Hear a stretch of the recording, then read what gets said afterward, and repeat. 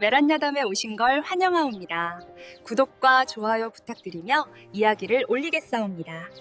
옛날 옛적 한양 남소문 박장터에 이상한 소문이 돌았습니다. 저 무녀 딸 천한 몸인데 어찌 저리 귀한 기품이 날까.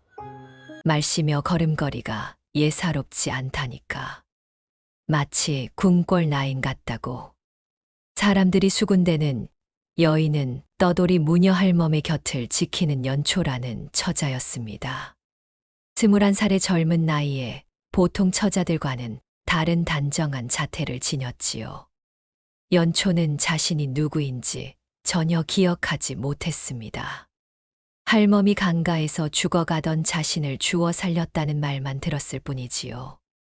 연초의 왼쪽 어깨에는 붉은 연꽃 문양이 새겨져 있었습니다.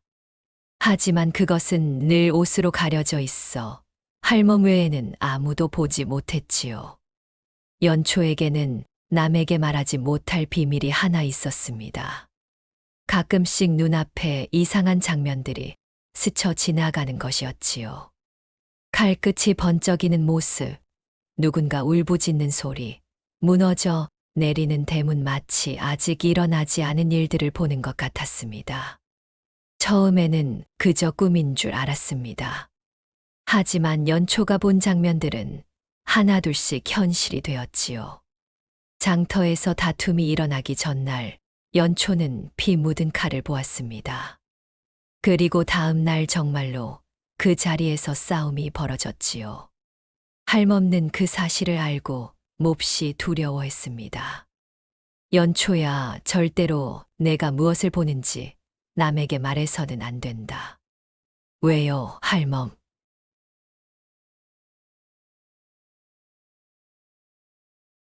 그런 눈은 화를 부르는 법이다. 세상이 가만두지 않는다. 할멈의 목소리는 떨리고 있었습니다. 연초는 할멈이 무엇을 그리 두려워하는지 알 수 없었지요. 하지만 한 가지는 분명했습니다. 자신의 이 이상한 능력이 결코 축복이 아니라는 것을 말입니다. 어느 날 장터에 장꾼들이 모여들었습니다. 할멈이 자리를 펼치자 사람들은 빈정거리기 시작했지요. 무녀 할멈이 오니 내 돼지가 기침을 한다우. 한 장꾼이 큰 소리로 외쳤습니다. 사람들이 웃었지요. 하지만 할멈은 가만히 있지 않았습니다. 그건 내가 돼지보다 못 씻어서 그렇지. 할멈이 바로 받아쳤습니다. 사람들이 더 크게 웃으며 장꾼을 놀렸지요. 장터는 금세 웃음바다가 되었습니다. 할멈, 그럼 내 소는 왜 우유를 안 내놓는 거요? 그건 내가 소한테도 인심을 안 써서 그렇지. 할멈의 말에 사람들이 배를 잡고 웃었습니다. 연초는 그런 광경을 보며 쓸쓸히 웃었지요. 사람들이 웃고 넘기지만 결국 할멈이 이렇게 조롱을 받는 것은 자신 때문이라는 것을 알고 있었습니다. 연초는 마음이 아팠습니다. 자신만 없다면 할멈이 이런 구박을 받지 않아도 될 텐데 말이지요. 그때였습니다. 장터에 한 무리의 선비들이 지나갔지요. 과거 보러 한양으로 올라가는 길이었습니다. 그중 한 선비가 연초의 눈에 들어왔지요.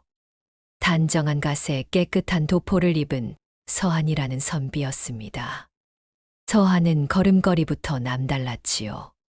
조용하지만 흔들림 없는 걸음이었습니다. 연초가 짐을 들고 가다가 발을 헛디뎠습니다. 짐이 쏟아질 뻔한 순간 서한이 재빠르게 다가와 짐을 받쳐주었지요. 괜찮으시오? 서한의 목소리는 차분했습니다. 연초가 고개를 들어 서한을 바라보는 순간 이상한 장면이 눈앞에 펼쳐졌습니다. 칼날이 번쩍였습니다. 서한이 피를 흘리며 쓰러지는 모습이 보였지요. 어둠 속에서 누군가 칼을 휘두르고 서한은 그 칼을 피하지 못했습니다. 연초는 겁에 질려 뒤로 물러섰습니다. 아, 아닙니다. 연초는 황급히 짐을 들고 도망치듯 자리를 떠났지요.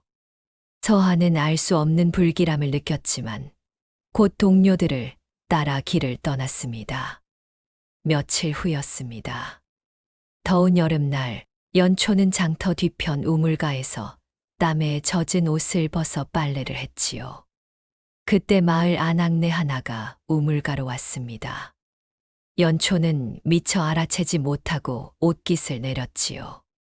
아낙네는 연초의 왼쪽 어깨를 보고는 입을 다물지 못했습니다. 붉은 연꽃 문양이 선명하게 드러나 있었던 것이지요. 저것은 아낙네는 몇 해 전 궁궐에서 일한 적이 있었습니다. 그녀는 그 문양을 알아보았지요. 왕실 여식들에게만 새기는 옹주 표식이었습니다. 연초가 황급히 옷을 여미자 아낙네는 황급히 그 자리를 떠났습니다. 그날 저녁부터 장터에 새로운 소문이 돌기 시작했습니다. 무녀 할멈의 딸, 어깨에 왕가의 표식이 있다던데 궁궐에서 도망친 아이가 아닐까. 할멈은 그 소문을 듣고 얼굴이 하얗게 질렸습니다. 연초를 급히 데리고 오두막으로 돌아갔지요. 할멈, 무슨 일이에요? 연초야, 우리는 여기를 떠나야 한다. 할멈의 목소리는 떨렸습니다. 하지만 이미 늦었습니다. 소문은 너무 빠르게 퍼져나갔지요. 그날 밤 달빛조차 구름에 가려진 어둠 속에서 이상한 기척이 들렸습니다. 검은 옷을 입은 무사들이 나타났지요. 그들은 소리 없이 할멈의 오두막을 포위했습니다. 그 여자를 데려가라. 낮게 속삭이는 소리가 들렸습니다. 할멈은 잠결에 눈을 떴고 재빨리 연초를 깨웠지요. 연초야, 일어나거라. 도망쳐야 한다. 할멈, 무슨 일이에요? 물어볼 시간이 없다. 어서. 할멈은 연초의 손을 잡고 뒷문으로 달려 나갔습니다. 무사들이 앞을 막아섰지요. 칼이 달빛에 차갑게 빛났습니다. 비켜라. 저들은 내 생을 가벼이 여기는 자들이다. 할멈은 필사적으로 외쳤습니다. 연초는 자신이 무엇 때문에 이런 위험에 처했는지 알 수 없었지요. 다만 할멈의 손을 꽉 잡고 어둠 속을 달렸습니다. 산길로 접어들었지만 무사들은 끈질기게 뒤를 쫓았습니다. 결국 작은 고갯길에서 무사들에게 포위되고 말았지요. 앞도 뒤도 막혔습니다. 이제 끝이구나. 할멈이 연초를 끌어안으며 중얼거렸습니다. 무사들이 칼을 들어 올렸지요. 바로 그때였습니다. 잠깐. 어둠 속에서 한 사람이 나타났습니다. 서한이었지요. 나무 지팡이 하나를 들고 길을 막아섰습니다. 이분들은 제게 맡기시오. 서한의 목소리는 여전히 차분했습니다. 무사 하나가 비웃으며 칼을 휘둘렀지요. 하지만 서한은 칼날을 피해내며 몸을 틀었습니다. 칼싸움이 아니었습니다. 서한은 무사들의 손목을 잡아 꺾어내고 몸을 회전시켜 중심을 무너뜨렸지요. 지팡이로 급소를 찔러 제압했습니다. 연초는 눈을 크게 뜨고 그 모습을 바라보았습니다. 서한은 단 한 번도 연초 앞을 비키지 않았지요. 마치 방패가 된 것처럼 앞을 가로막았습니다. 연초는 처음으로 보호받는다는 감정을 느꼈습니다. 가슴이 뜨거워졌지요. 무사들이 물러난 후 서한은 할멈과 연초를 작은 산사로 데려갔습니다. 사람의 발길이 닿지 않는 깊은 산속의 절이었지요. 여기서 잠시 쉬시오. 저들이 다시 올 때까지는 시간이 있을 것이오. 서한은 직접 약초를 캐어 연초의 상처를 돌보아 주었습니다. 연초의 발목이 삐었는지 부어올라 있었지요. 서한은 차가운 약물을 발라주며 천을 감아 주었습니다. 왜 저희를 돕는 건가요? 연초가 조심스럽게 물었습니다. 서한은 잠시 침묵하다가 조용히 대답했지요. 위태로운 일을 외면하면 그게 더 큰 죄가 되지 않겠소. 서한의 눈빛은 진실했습니다. 연초는 가슴 속에서 무언가 따뜻한 것이 퍼져나가는 것을 느꼈지요. 며칠을 산사에 머물렀습니다. 어느 날 저녁 서한은 산에서 약초를 캐다가 토끼 한 마리를 잡아왔습니다. 할멈이 토끼를 손질하며 말했지요. 이런 귀한 고기를 어디서 잡았는고? 산 아래 덫에 걸려 있었습니다. 마침 잘 됐지요. 서한이 웃으며 대답했습니다. 할멈이 토끼를 삶아 국을 끓였지요. 오랜만에 세 사람은 따뜻한 식사를 함께 했습니다. 연초가 국을 한 숟가락 떠먹고는 눈시울이 붉어졌습니다. 왜 그러시오? 서한이 걱정스럽게 물었습니다. 아닙니다. 그저 이렇게 누군가와 함께 밥을 먹어본 지 오래되어서요. 연초의 목소리는 떨렸습니다. 할멈과 단둘이 살 때도 늘 쫓기듯 먹었지. 이렇게 평화롭게 밥을 먹어본 적이 없었던 것이지요. 서한은 조용히 연초의 그릇에 고기를 더 넣어 주었습니다. 앞으로는 이런 날이 많을 것이오. 그날 밤 연초는 서한에게 물었습니다. 서한 나으리는 왜 이곳에 계신가요? 과거 보러 한양으로 가시던 길이 아니었나요? 서한은 쓸쓸히 웃었습니다. 나 역시 도망 중이오. 도망요? 관아 부정 사건에 누명을 쓰고 쫓기는 몸이오. 내가 이를 밝히려 했더니 오히려 범인으로 몰렸지. 서한의 목소리에는 억울함이 묻어났습니다. 연초는 그날 밤 꿈을 꾸었지요.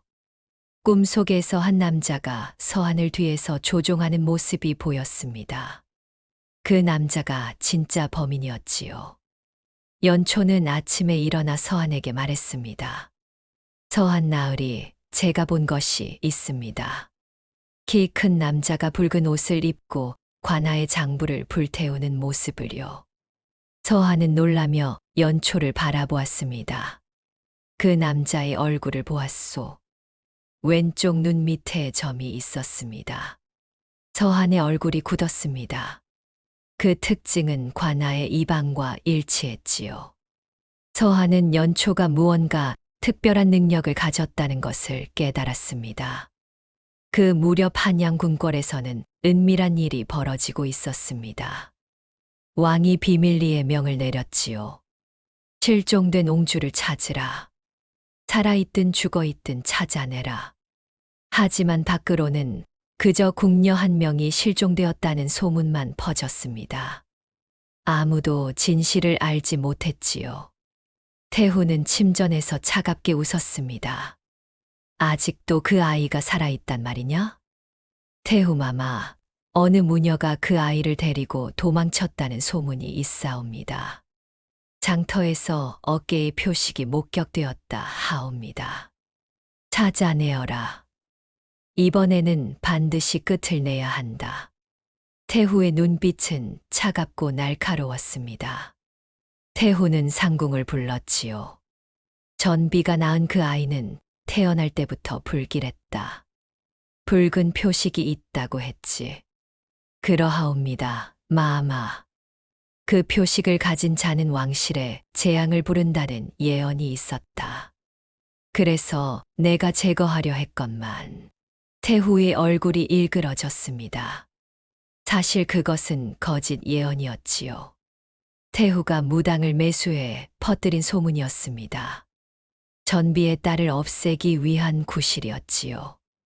산사에서의 평화로운 시간이 흘렀습니다. 어느 날 저녁 할멈이 드디어 입을 열었지요. 연초야, 이제 말해야겠구나. 할멈? 너는 누군가에게서 지워진 아이다. 할멈의 목소리는 떨렸습니다. 연초는 숨을 죽이고 할멈의 말을 들었지요. 너를 처음 본 날, 너는 강가에 버려져 있었다.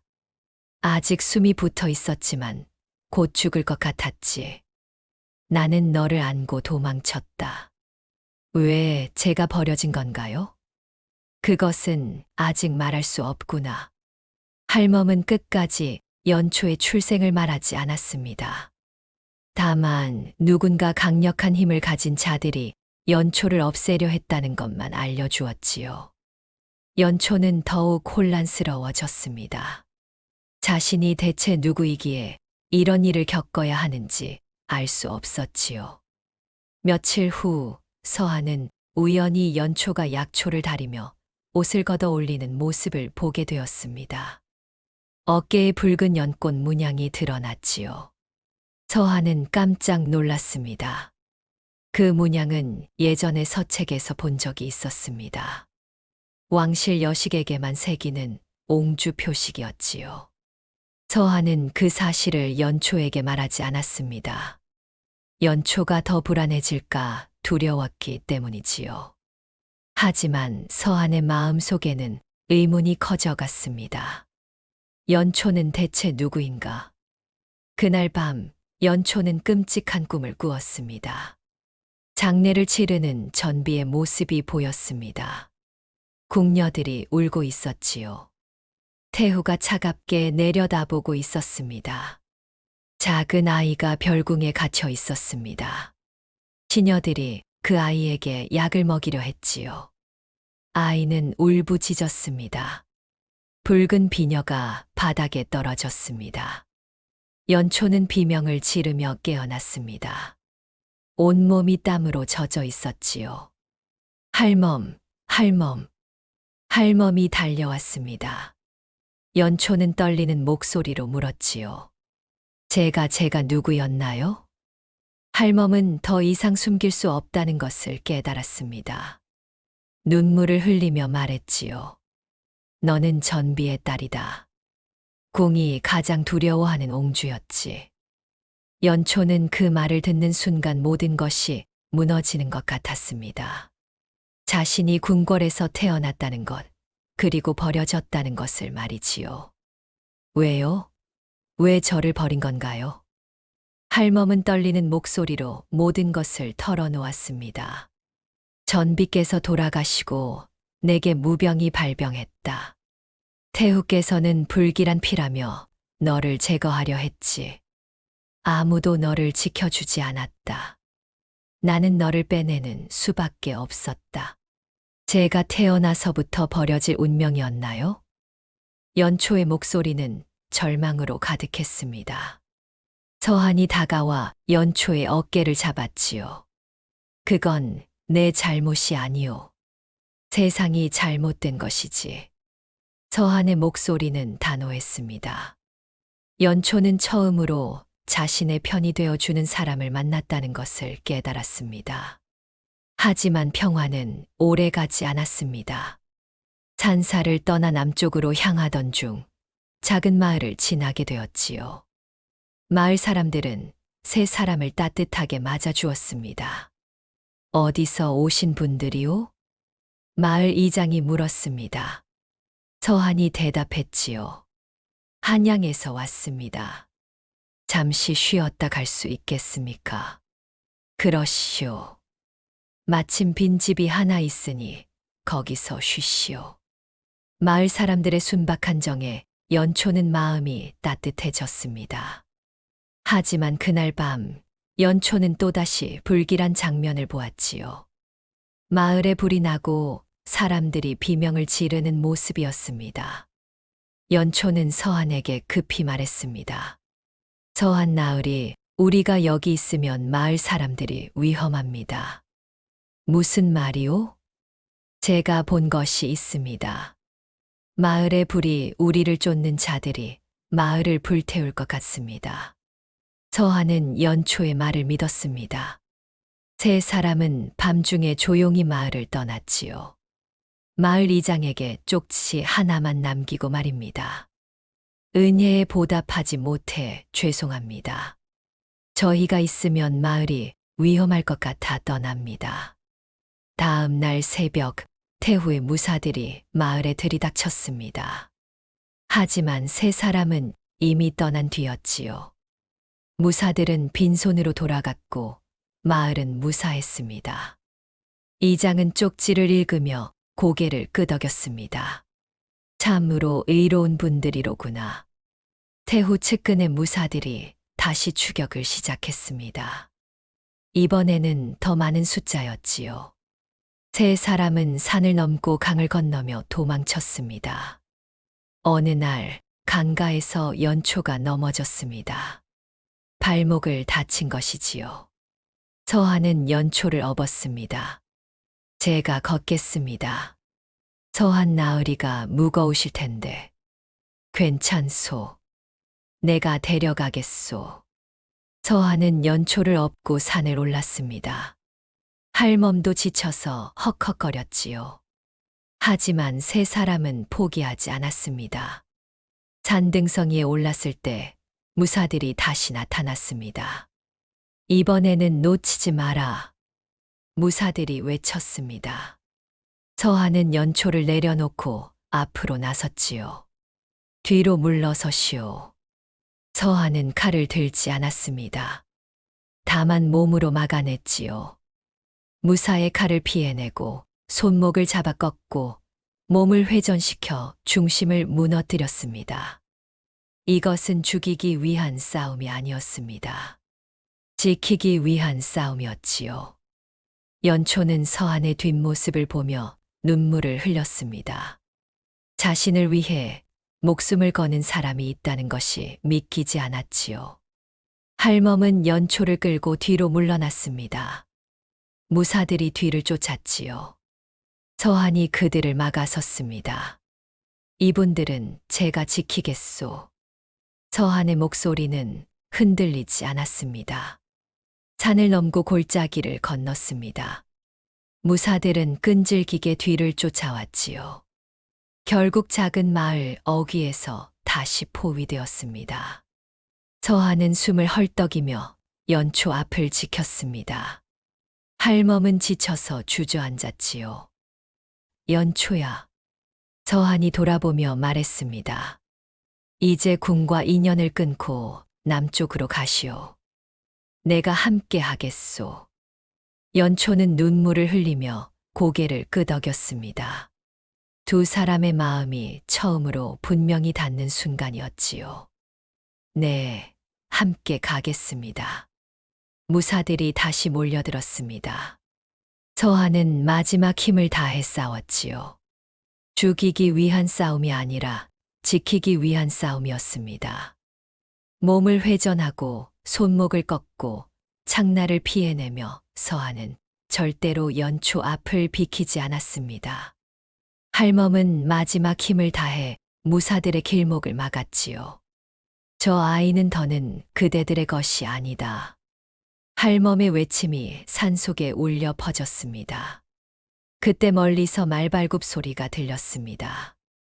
왕의 금군이 나타났지요. 태후 무사들이 물러섰습니다. 금군의 대장이 서한 일행 앞에 섰습니다. 전하의 명이시다. 옹주를 해치려는 자들을 체포하라. 무사들이 모두 붙잡혔습니다. 대장은 연초를 향해 고개를 숙였지요. 옹주마마, 전하께서 모든 것을 아십니다. 전하께서요? 전비의 억울한 죽음과 옹주마마를 제거하려 한태후의 소행이 모두 드러났습니다. 진실이 밝혀진 것이었습니다. 태후는 전비를 시기하여 독살했고 그 딸인 연초마저 없애려 했던 것이지요. 왕은 조용히 모든 사건을 정리했습니다. 태후는 유폐되었고 연초의 존재는 공식 기록에서 지워졌지요. 그 아이는 이제 자유다. 궁으로 돌아오라 강요하지 마라. 왕의 뜻이었습니다. 며칠 후 서한의 누명도 풀렸습니다. 관아 부정사건의 진범이 잡혔지요. 서한은 다시 과거를 볼 수 있게 되었습니다. 하지만 서한은 과거 대신 다른 길을 선택했습니다. 나는 연초와 함께 하겠소. 서한의 결심은 확고했습니다. 연초는 눈물을 흘리며 말했지요. 이제 저는 제 이름으로 살고 싶습니다. 그렇게 하시오. 이제 누구도 당신을 막을 수 없소. 봄이 오고 있었습니다. 연초, 서한, 그리고 할멈은 조용한 산골 마을에 자리 잡았지요. 연초는 작은 무녀집을 여러 사람들의 병과 마음을 살폈습니다. 서한은 마을 아이들에게 글과 방어수를 가르쳤지요. 할멈은 마루에 앉아 미소를 지으며 말했습니다. 연초야, 내 이름처럼 봄꽃처럼 피어나는 날만 남았구나. 할멈, 고맙습니다. 저를 살려주셔서요. 고맙긴. 내가 나를 살린 게지. 할멈의 눈가에 눈물이 맺혔습니다. 어느 따뜻한 봄날, 연초와 서한은 함께 매화꽃을 바라보았습니다. 바람이 불어 꽃이 피 흩날렸지요. 연초. 네, 서한 나으리. 이제 나으리라 부르지 마시오. 그냥 서한이라 불러주시오. 연초는 수줍게 웃었습니다. 네, 서한. 두 사람의 손이 자연스럽게 맞잡혔습니다. 할멈은 그 모습을 보며 조용히 미소 지었지요. 연초는 더 이상 궁궐의 옹주가 아니었습니다. 그저 자신의 이름으로 사는 한 사람이었지요. 자유롭고 사랑받고 지켜받는 한 사람이었습니다. 옛말에 이런 말이 있습니다. 인생은 어디서 시작하느냐가 아니라 어디로 가느냐가 중요하다고 말이지요. 연초는 궁궐에서 태어났지만 궁궐에 갇히지 않았습니다. 버려졌지만 진정한 가족을 만났고 쫓겼지만 자유를 찾았지요. 세상에서 가장 아름다운 것은 화려한 옷이나 높은 지위가 아닙니다. 자신을 있는 그대로 사랑해 주는 사람, 목숨 걸고 지켜주는 사람, 그리고 함께 걸어갈 사람이 있다는 것이지요. 다음 영상을 빠르게 만나보시려면 좋아요와 구독을 눌러주세요. 그럼 더 재미있는 영상으로 찾아뵙겠습니다. 모두 행복한 하루 보내세요.